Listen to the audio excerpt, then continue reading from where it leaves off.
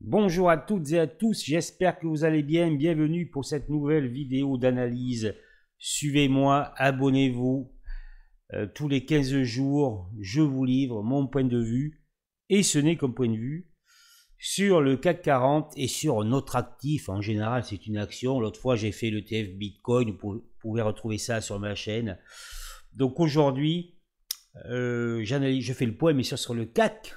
Très important, vu ce qui se passe. Il se passe pas mal de choses actuellement.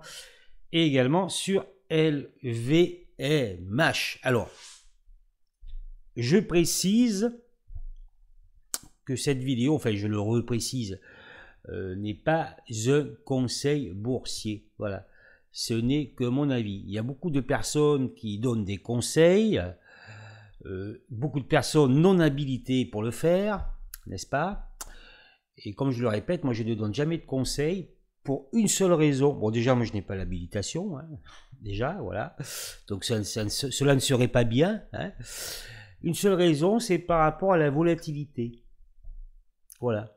Rien que ça, donner des conseils boursiers, pour moi, et je ne change jamais à ce niveau, même si vous en avez l'autorisation, hein, il faut être inconscient, voilà, par rapport à la volatilité. Parce que tout le monde est différent, il y a des gens qui vont paniquer plus facilement que d'autres, etc., etc., qui vont pas supporter, par exemple, d'être en moins-value latente très très longtemps.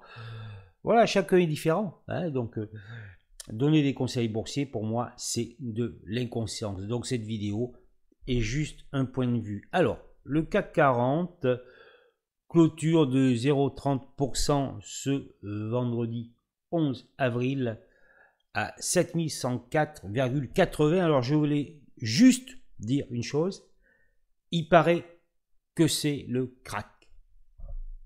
N'est-ce pas? C'est ce que vous entendez, non? Le crack.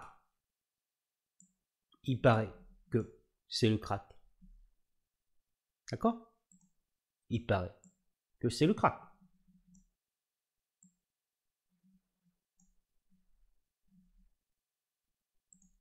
Nous sommes sur l'unité trimestrielle, ici.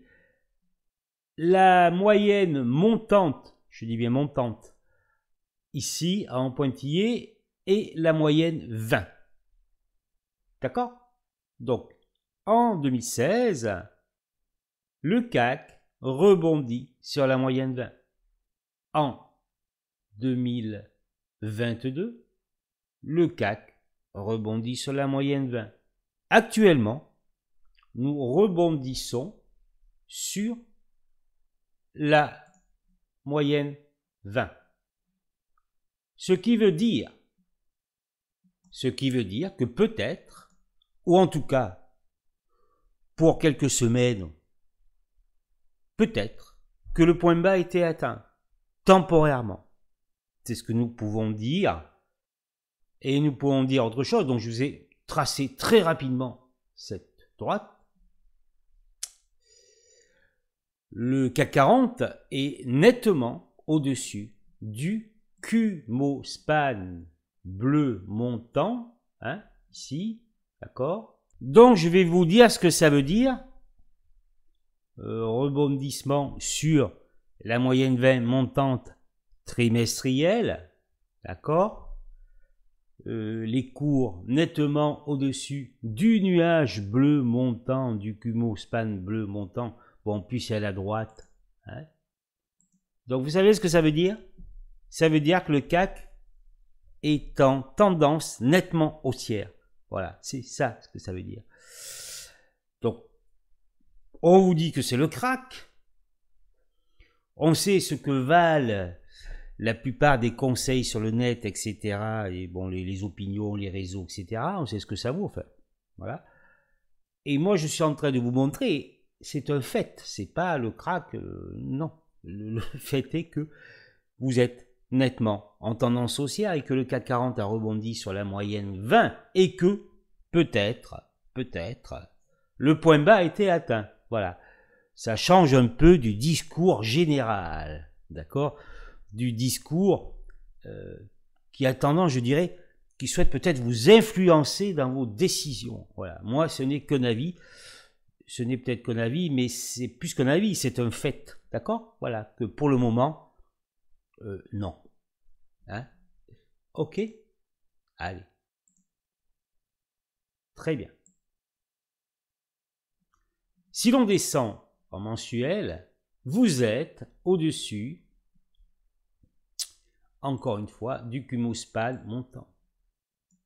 Hein? D'accord?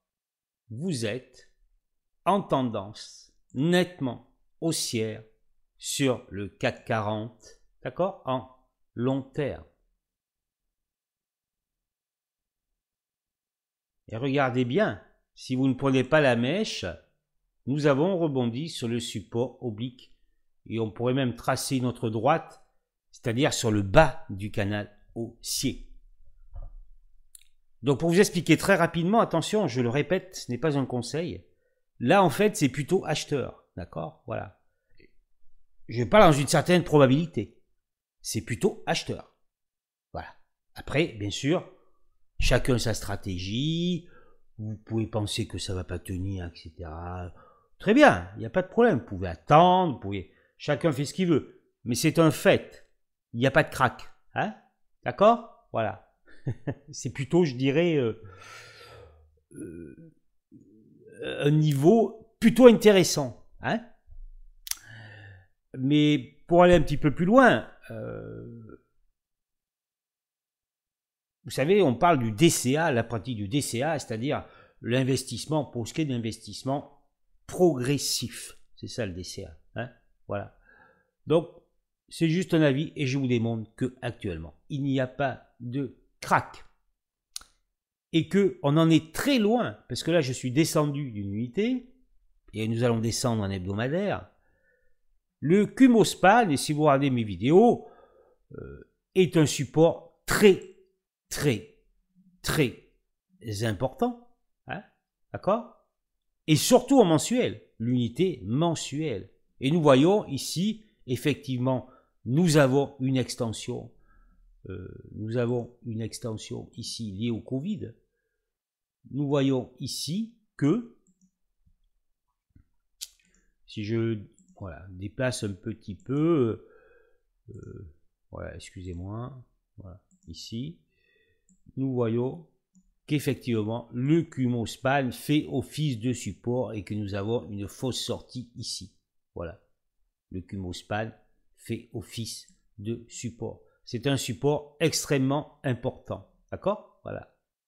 C'est-à-dire que, si vous voulez, théoriquement, si l'on revenait, parce que là, les plus bas, hein, sont à 6763 points, hein, on va le noter ici. Hein.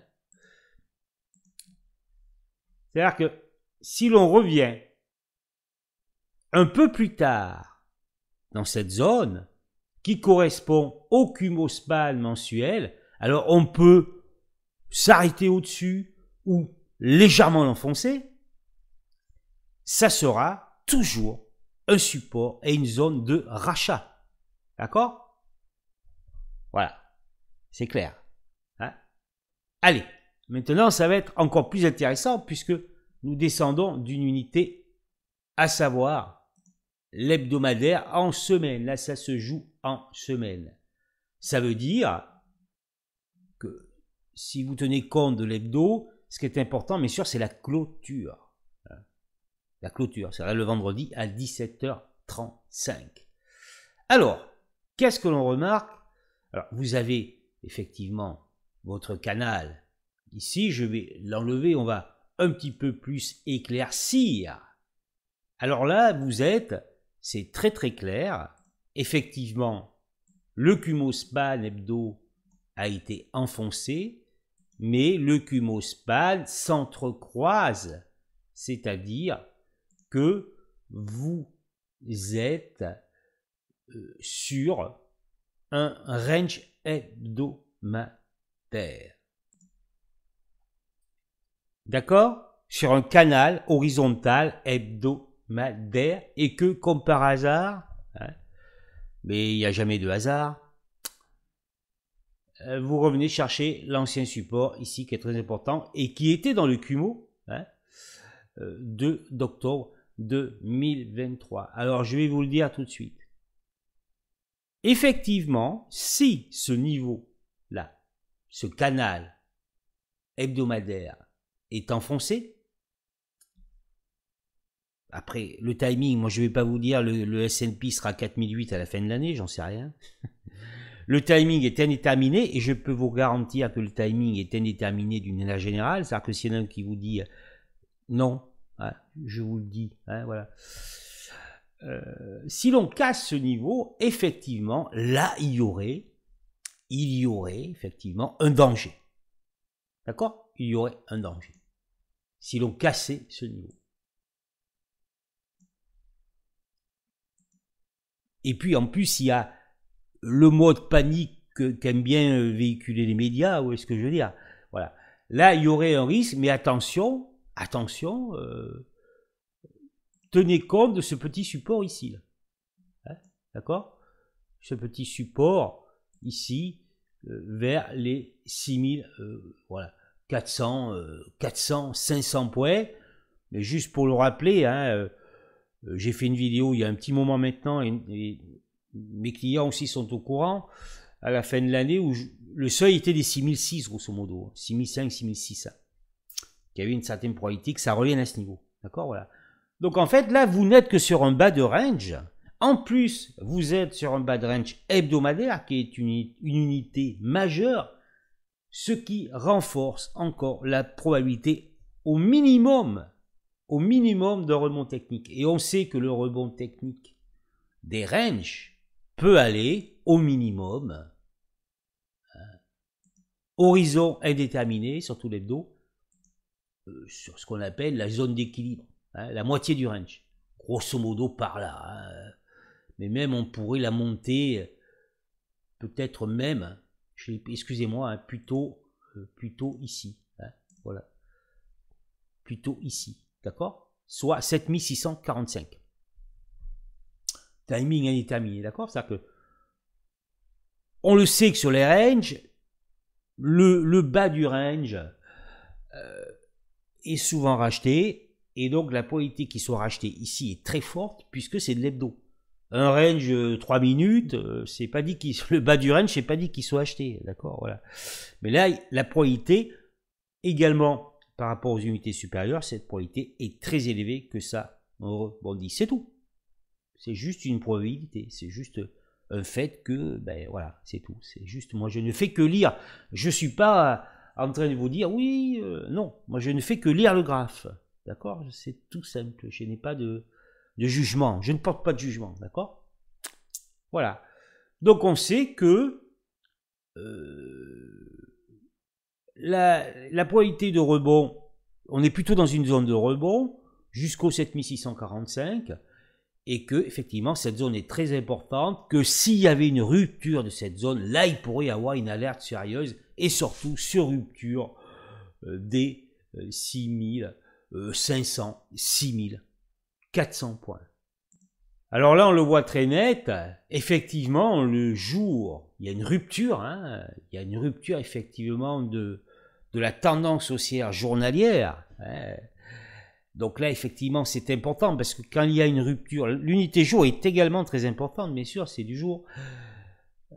Lorsqu'il y a une rupture de la tendance journalière, ça met un certain temps pour récupérer. En général, c'est ça, un certain temps pour récupérer cette tendance. Hein, d'accord ? On voit le support ici et on voit donc ce milieu de range ici et l'on voit déjà.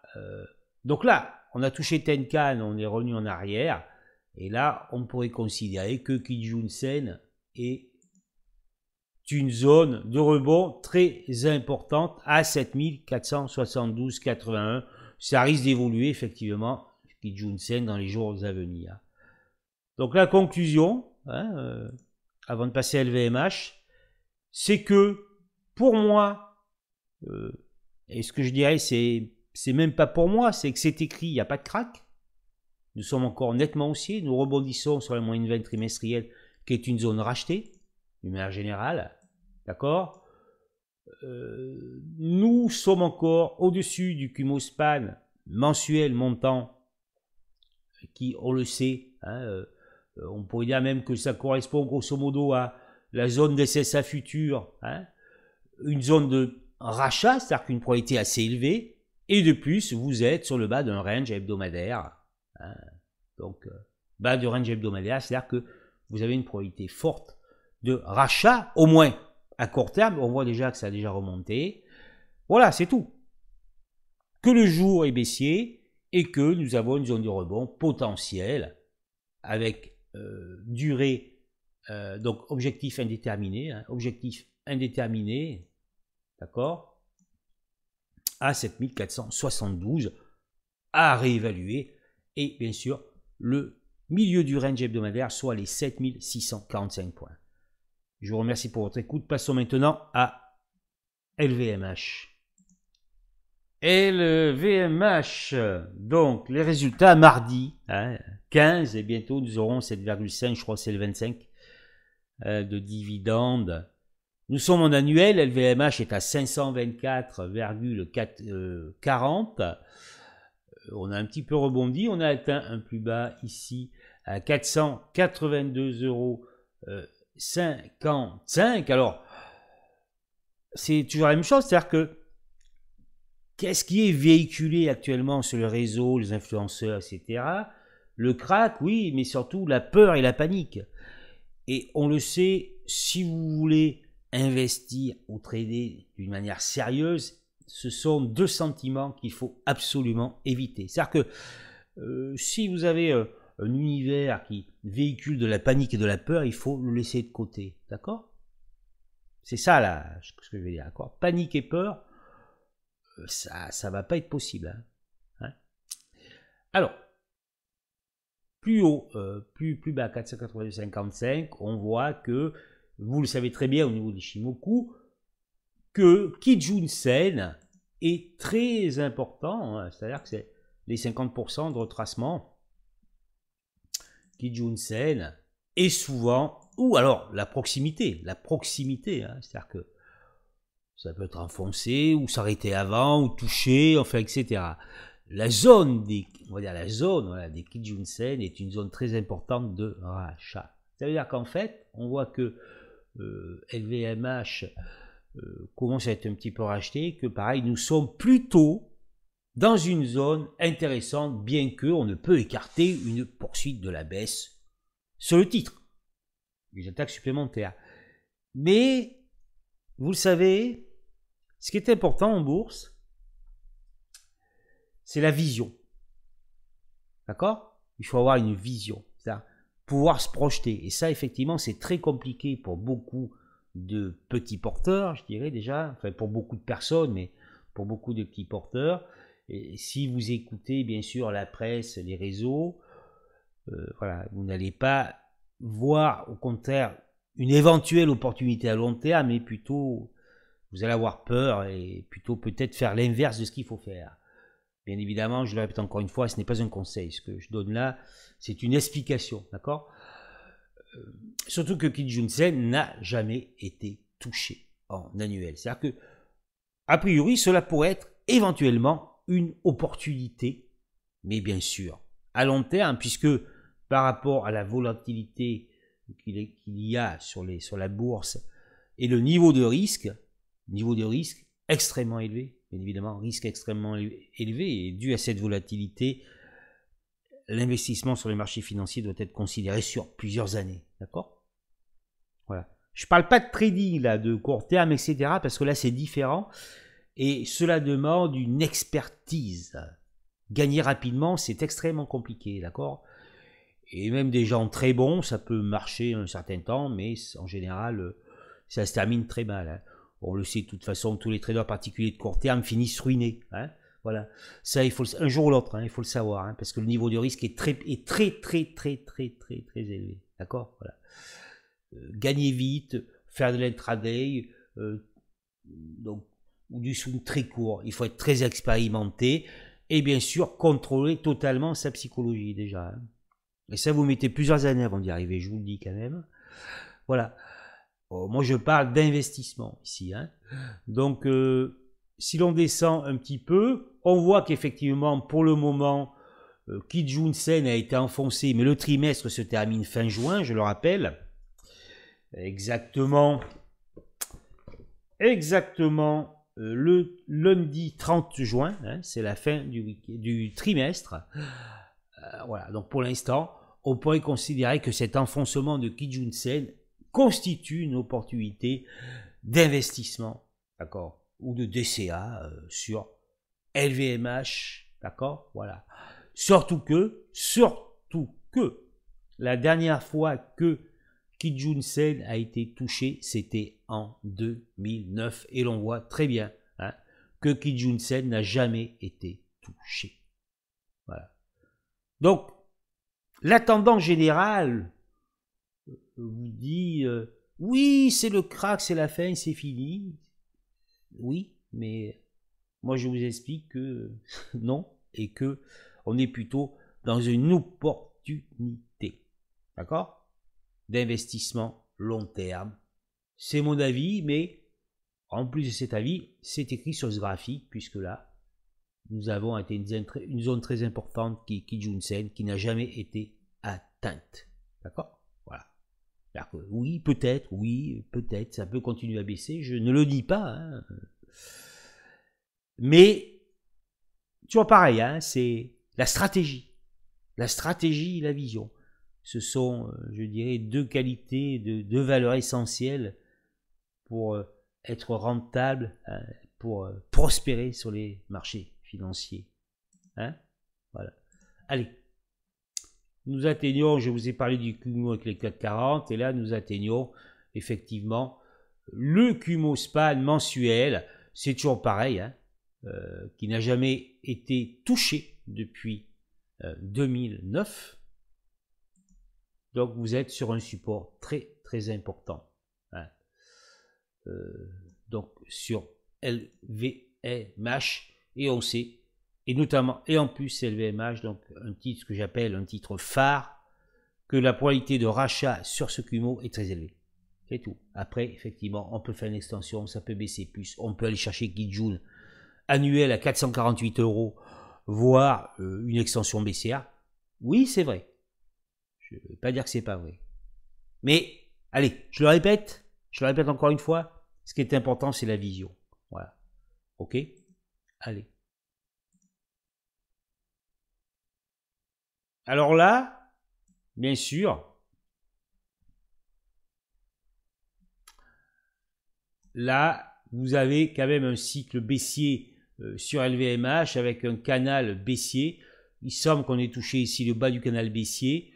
On a enfoncé le support ici. On a enfoncé très légèrement le support ici. Donc vous voyez déjà, on y voit un petit peu plus clair parce qu'on redescend. Là, c'est l'hebdomadaire. C'est déjà un peu plus proche comme unité. Hein. Et là, bien évidemment, vu ce canal baissier, nous sommes...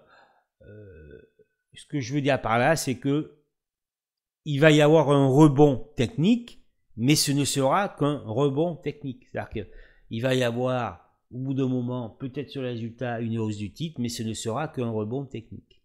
Hein, parce que là, nous voyons clairement que la tendance est baissière en hebdomadaire. Donc, le rebond technique, c'est Kijun M20, hein, donc cette zone 622, 640. Et si le cours revient à ce niveau-là, bien sûr, à réévaluer toutes les semaines, hein, d'accord? Déjà dès lundi. Si le cours revient à ce niveau, il peut très bien y avoir une extension. Comme je dis souvent quand je fais des analyses, comptez une extension algorithmique, que ce soit haussière ou baissière. Et bien, il y aura une forte probabilité de retracement. Et même, on pourrait s'amuser à tracer une droite ici. Hein, voilà. OK? De la hauteur de ce canal baissier. Hein.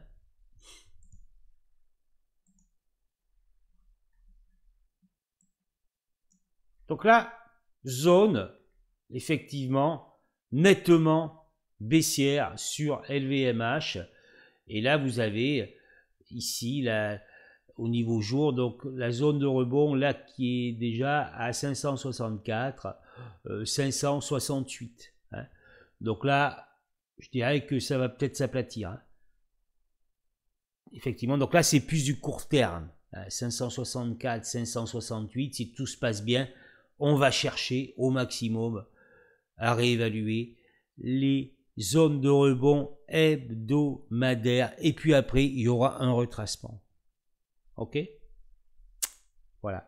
Alors, ce que l'on peut dire sur LVMH, c'est que nous sommes sur une tendance, contrairement au CAC, pardon, le CAC qui, justement, est sur un range hebdomadaire.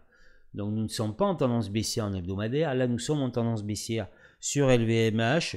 Au vu des unités longues, c'est plutôt une zone qui a l'air intéressante dans une optique de long terme avec DCA, bien évidemment. Ouais. Et toujours pareil, en étant prudent, en ne faisant pas de levier, etc., en ne prenant pas de risques inconsidérés. Hein. On voit que LVMH peut très bien baisser un petit peu plus.